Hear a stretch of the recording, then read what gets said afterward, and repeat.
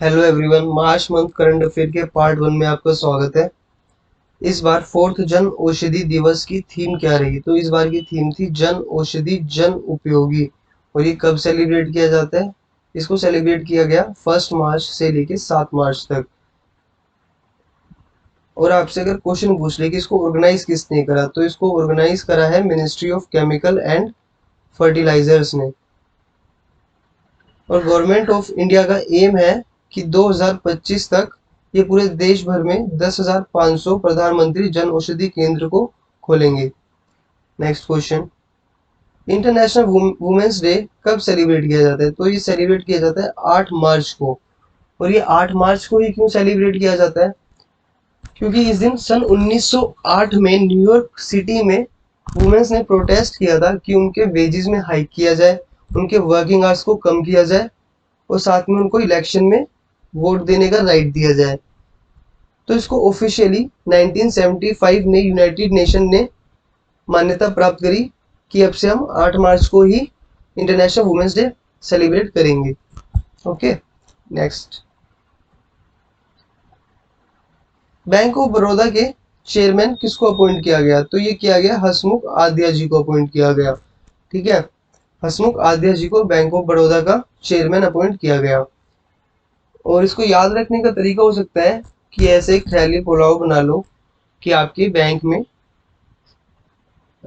Of Baroda में आपकी salary आ रही है और सैलरी आते ही आपके मुख पर हंसी आ गई, है ना? तो ये बन गया हंसमुख।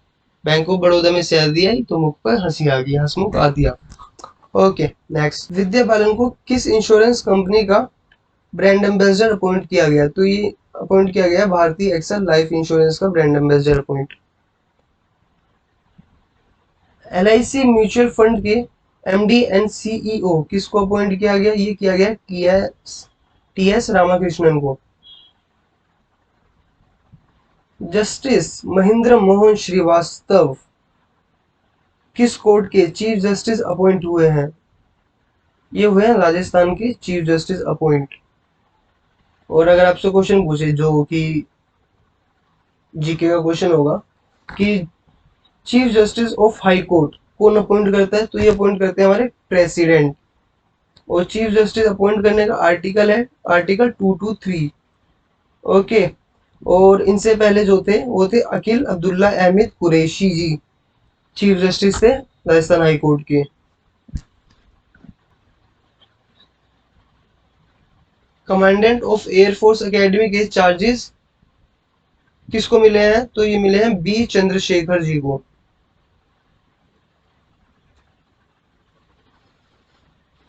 लुपिन लिमिटेड की ब्रांड एम्बेसडर किसको अपॉइंट किया गया है फॉर इट्स शक्ति कैंपेन? तो ये किया गया है एमसी मैरी कॉम को अपॉइंट। और लुपिन लिमिटेड ये एक फार्मास्यूटिकल इंडस्ट्री है जो कि दवाइयों पे रिसर्च और उसको मैन्युफैक्चर करती है। ये कैंपेन हर डिसीज के बारे में इंफॉर्मेशन या अवेयरनेस बढ़ाने के लिए किया जाएगा। आईआरडीएआई का यानी कि insurance regulatory development authority of India का चेयरमैन किसको अपॉइंट किया गया है? तो ये किया गया है देवाशीष पांडा जी को अपॉइंट। देखो पांडा क्या होता है? पांडा ज्यादातर टाइम सोता रहता है, तो पांडे ने इंश्योरेंस करवाया, पांडा ने इंश्योरेंस करवाया और वो सो गया कि अब हमें को कोई टेंशन नहीं है, सारा खर्चा इंश्योरेंस कंपनी उठाएगी। तो ये याद करने का तरीका हो सकता है। और IRDAI ये कब फॉर्म हुई थी? तो ये फॉर्म हुई थी 1999 में। नेक्स्ट क्वेश्चन, एयर इंडिया का चेयरमैन किसे अपॉइंट किया गया? तो ये किया गया एन चंद्रशेखरन को अपॉइंट किया गया है। एयर इंडिया का फाउंडर कौन था? तो ये थे JRD Tata. Oil India limited का चेयरमैन एंड मैनेजिंग डायरेक्टर किसको अपॉइंट किया गया है? तो ये किया गया है रंजीत रथ को। देखो इसको याद करने का तरीका क्या हो सकता है कि देखो पहले एक रथ का घी आता था, डालडा घी जिसे हम कहते थे, रिफाइंड वगैरह तो आता नहीं था। तो रथ का घी जो आता था उसको ऑयल ऑयल से रिलेट करना, ऑयल इंडिया लिमिटेड, रथ पे जाना रंजीत रथ, ये तुरंत माइंड में क्लिक हो जाएगा। नेक्स्ट क्वेश्चन को चलते हैं। Inter governmental panel on climate change की एक रिपोर्ट के अकॉर्डिंग अगले 20 सालों में दुनिया का टेम्परेचर कितने डिग्री सेल्सियस से बढ़ने वाला है? तो ये बढ़ने वाला है 1.5 डिग्री सेल्सियस से। प्रधानमंत्री भारतीय जन औषधि परियोजना किस साल लॉन्च करी गई? तो ये लॉन्च की गई 2008 में। इसके तहत क्या होता है कि जेनेरिक ड्रग को लोगों को मुहैया करवाया जाता है। जेनेरिक ड्रग क्या होता है? इस पे ना रिसर्च नहीं होती है बस। जैसे कुछ कंपनीज होती है, जैसे भी हमने देखा कि लुपिन है, तो लुपिन कंपनी क्या करती है, ये पहले उस पे कोई भी दवाई लाने से पहले उस पे रिसर्च करती है, वो पेटेंट रहती है, उस पर रिसर्च करती है, फिर उसको मार्केट्स में लेके आती है। पर जेनेरिक ड्रग का क्या होता है कि ये सीधा ड्रग को, जो उसका केमिकल फॉर्मूला होता है, उसको सीधा कॉपी पेस्ट करती है और लोगों तक ले आती है। तो इससे इनका खर्चा कम हो जाता है दवाइयों पर, तो ये सस्ते रेट पर हम लोगों को पहुंचा सकते हैं। और हमने अभी एक क्वेश्चन पढ़ा कि प्रधानमंत्री जन औषधि केंद्र जो कि 10,500 खुलने वाले हैं, वो किस सन तक खुलने वाले? 10,500, तो ये खुलेंगे 2025 तक। नेक्स्ट क्वेश्चन, भारत का पहला ई वेस्ट इको पार्क भारत के किस शहर में खोला गया? तो ये खोला गया है नई दिल्ली में। और ये ई वेस्ट क्या होता है? ई वेस्ट में क्या होता है कि हमारा जो इलेक्ट्रॉनिक वेस्ट है, यानी कि laptop, mobile phone, charger, fridge, TV, ये सारे इलेक्ट्रॉनिक वेस्ट है, तो अब हम इनको रिसाइकल करेंगे। भारत की पहली स्ट्रीट एनिमल एम्बुलेंस कहाँ पर लॉन्च करी गई? तो ये लॉन्च करी गई है चेन्नई में, और ये लॉन्च करी है मद्रास की चीफ जस्टिस डॉक्टर अनीता सुमांत ने। ओके, नेक्स्ट क्वेश्चन, भारत की पहली स्ट्रीट एनिमल एम्बुलेंस कौन से शहर में लॉन्च की गई? तो ये की गई चेन्नई में, और ये लॉन्च की गई मद्रास हाई कोर्ट की जस्टिस डॉक्टर अनीता सुमंत द्वारा।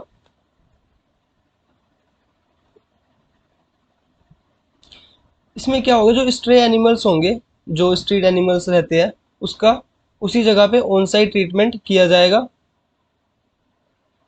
और ये कहलाएगा एक हॉस्पिटल ऑन व्हील्स, यानी कि चलता फिरता हॉस्पिटल। प्रेसिडेंट रामनाथ कोविंद जी ने राष्ट्रपति भवन पर एक हब लॉन्च करा है, जिसमें मेडिसिनल प्लांट्स रहेंगे और हर्ब्स रहेंगे, जिससे कि लोगों को आयुर्वेदिक प्लांट और उसका बॉडी पे क्या असर पड़ता है उसके बारे में पता चले। तो जो हब बनाया गया है, ये आप देख रहे हैं पिक्चर में, ये पूरा एक जंगल टाइप होगा छोटा सा, जहाँ पे बहुत सारे आयुर्वेदिक पेड़ पौधे होंगे, जिसमें से कुछ होंगे नीम, तुलसी, बेल, आरंड, अर्जुन, अश्वगंधा और हरसिंगार। ठीक है, तो ये एक हब बनाया गया है। इस हब का क्या नाम रखा गया है? तो इस हब का नाम रखा है आरोग्य वनम, और इसमें होंगे 215 type of medicinal plants. Okay, next question, national commission for protection of child rights का नया मोटो क्या होने वाला है? तो इनका मोटो होगा भविष्यो रक्षति रक्षित। भारत ने गिनीज वर्ल्ड रिकॉर्ड बनाया है by lighting 11.71 lakh clay lamps, मतलब 11.71 मिट्टी के दिए जलाए गए हैं 10 मिनट में on the occasion of Mahashivratri, Mahashivratri के अवसर पर। तो ये कहाँ किया गया? ये हुआ है उज्जैन में। ठीक है, next question, sustainable development report की इंडेक्स में भारत की क्या रैंक रही? तो भारत की रैंक रही 120। और हमारे कितने टोटल सस्टेनेबल डेवलपमेंट गोल है? तो हमारे गोल है 17। और इसमें टॉप करा है फिनलैंड ने, Sweden, Denmark, Germany and Belgium. Pune rail project जिसकी लागत है 11,420 करोड़, ये किसने इनैगुरेट करा है?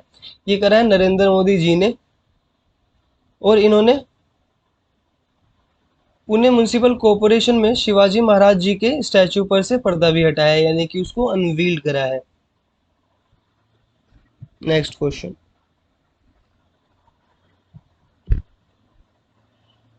भारत सरकार ने WHO global centre of traditional medicine बनाने के लिए मंजूरी दे दी गई है। तो ये कहाँ बनने वाला है? ये बनने वाला है जामनगर, गुजरात में, और गुजरात की कैपिटल क्या है? गांधीनगर।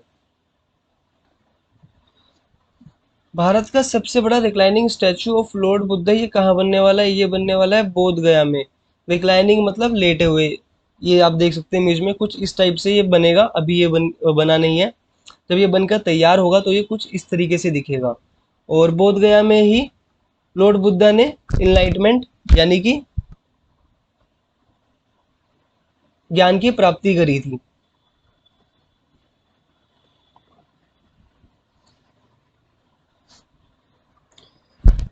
भारत का पहला जो कि पूरी तरीके से वुमेन ओन्ड इंडस्ट्रियल पार्क होगा, वो कहाँ खुलने वाला है? वो होगा हैदराबाद में।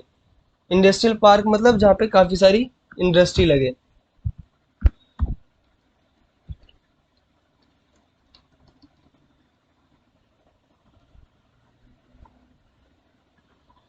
और इसकी कॉस्ट होने वाली है 250 करोड़।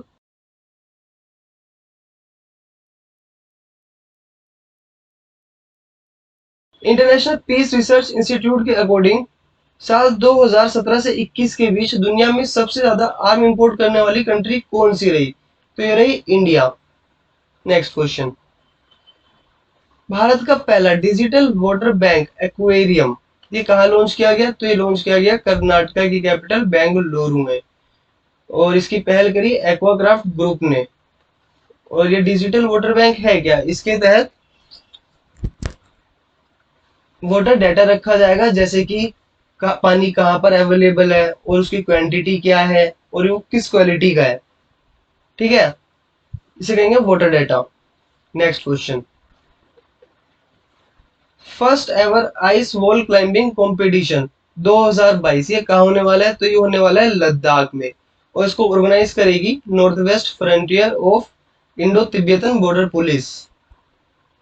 तो इसके पार्टिसिपेंट होंगे Ladakh police, Ladakh mountain guide association, students and team from Nubra and participating in this 2 day competition. ये 2 दिन का कॉम्पिटिशन रहने वाला है जिसमें ये टीमें पार्टिसिपेट करेंगी। नेक्स्ट क्वेश्चन, अम्मा योजना और बहिनी स्कीम ये कौन से स्टेट में लॉन्च होने वाली है? तो ये लॉन्च होगी सिक्किम में। अम्मा योजना के तहत जो नॉन वर्किंग वुमेन्स होंगी उनको सालाना 20,000 रुपए की रकम दी जाएगी, जिससे इनको फाइनेंशियली सपोर्ट मिल सके। और जो बहिनी स्कीम होगी इसके अंडर, बहिनी स्कीम के अंडर जो गर्ल्स होंगी अबव 9th क्लास उनको सैनिटरी नैपकिन प्रोवाइड की जाएगी। वुमेन एट द वर्क ये कौन से स्टेट गवर्नमेंट ने लॉन्च करी है स्कीम? तो ये स्कीम लॉन्च करी है कर्नाटका गवर्नमेंट ने। इस स्कीम का मेन फोकस होगा कि ज्यादा से ज्यादा वुमेन वर्क फोर्स को, ज्यादा से ज्यादा वुमेन को वर्क फोर्स में लाने। नूर 2 कौन सी कंट्री की सैटेलाइट है? तो ये सैटेलाइट है ईरान की। और ये ईरान की सेकंड मिलिट्री सैटेलाइट है। फर्स्ट सैटेलाइट का नाम था, उसका नाम भी नूर ही था, जो कि लॉन्च हुई थी 2020 में। ओके, नेक्स्ट क्वेश्चन, दीपक दत्त पहले भारतीय बन गए जिनको मिला है बोल्ट्जमैन मेडल। इनको मिला है ये medal for the contribution in the field of statistical physics. और ये मेडल शेयर करेंगे विद जॉन जे होपफील्ड। 2022 का वुमेन ऑफ करेज अवार्ड मिला है सैयद रिजवाना हसन। तो ये किस कंट्री से बिलोंग करती है? ये करती है बांग्लादेश से belong.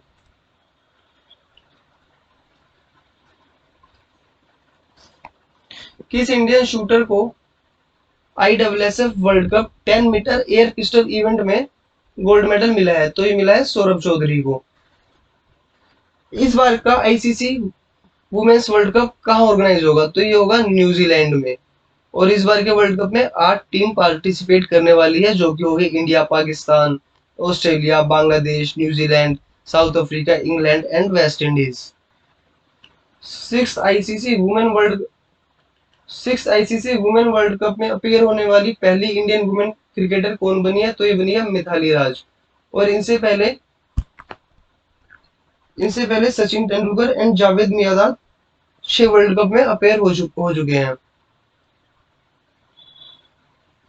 Next, 23rd women grand master कौन बनी है? तो ये बनी है प्रियंका नौटंकी।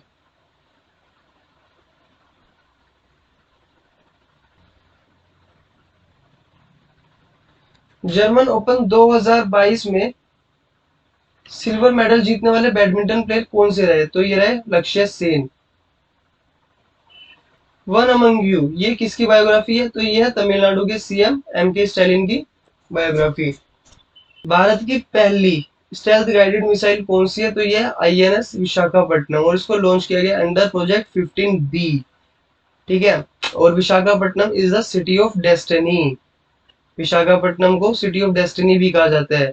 यहाँ पर एक्सरसाइज मिलान 2022 हुई है। एक्सरसाइज मिलान में 40 मोर देन 40 कंट्रीज ने भी पार्टिसिपेट करा है।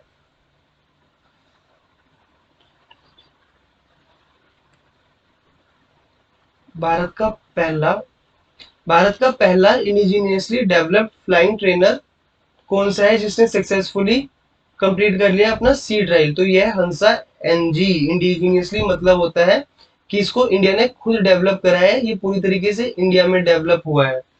और ये पहली बार ऐसा हो रहा है कि कोई फ्लाइंग ट्रेनर प्लेन इंडिया में डेवलप हुआ हो। इससे पहले अभी तक हम इंपोर्ट कर रहे थे दूसरी कंट्रीज से। Geostationary operational environmental satellite GOES T, जो कि एक वेदर सैटेलाइट है, ये कौन सी स्पेस एजेंसी की सैटेलाइट है? तो ये है नासा की सैटेलाइट। और जब ये अपने ऑर्बिट में पोजीशन हो जाएगी तो इसका नाम गोस-टी से चेंज होकर गोस-18 कर दिया जाएगा। भारत का पहला आर्ट पार्क यानी कि artificial intelligence and robotics technology park, ये कहाँ पर लॉन्च होने वाला है? तो ये लॉन्च होने वाला है Indian Institute of Science Bengaluru में। Phase 2 of National Supercomputing Mission के तहत आईआईटी रुड़की में एक सुपर कंप्यूटर को डिजाइन किया गया है। उसका क्या नाम है? तो उसका नाम है परम गंगा, जिसकी स्पीड रहने वाली है 1.66 पेटाफ्लॉप्स। नेक्स्ट क्वेश्चन, शेनवोन कौन सी कंट्रीज थे जिनका अभी हाल ही में देहांत हो गया? तो ये थे ऑस्ट्रेलिया से। ये ऑस्ट्रेलिया के स्पिन बॉलर थे और इन्होंने मुथैया मुरलीधरन के बाद सबसे ज्यादा विकेट ली है, जो कि है 708 विकेट्स।